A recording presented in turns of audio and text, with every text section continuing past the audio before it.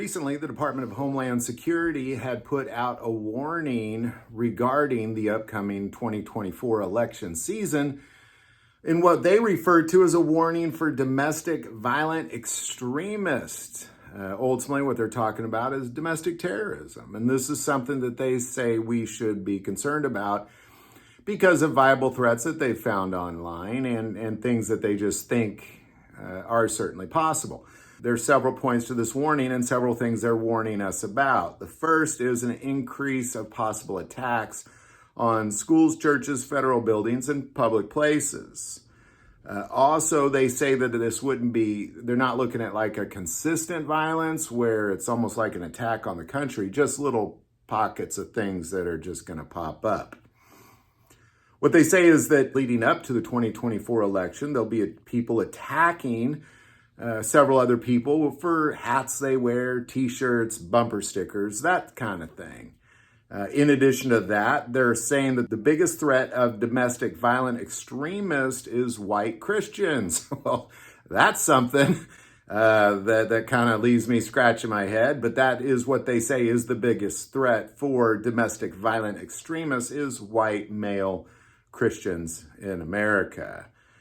They also say there's a warning of power grid attacks and a warning of organized storming of department stores and things like that in the midst of the chaos. Well, this is something that I think we all kind of see anyway. A lot of this, you kind of find yourself going, well, wait a second, quit labeling people, especially that one saying that white American Christian males are the biggest threat of being domestic violent extremists.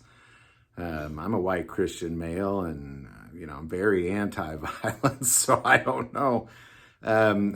People I know aren't like that either. So I don't know. I don't know what this is. I kind of get the idea, I think, of what they're saying. But again, warning of a lot of the public places who are these domestic terrorists or domestic violent extremists.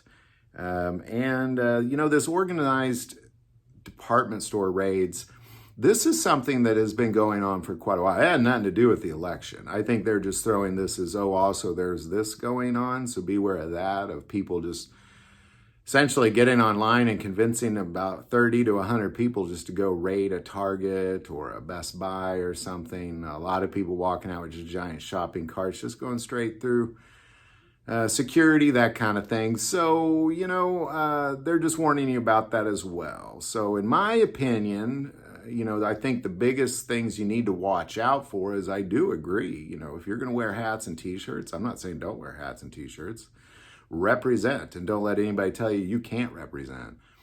But be cautious. I do understand that. I understand there's people out there that'll lose their mind if you got the wrong hat on.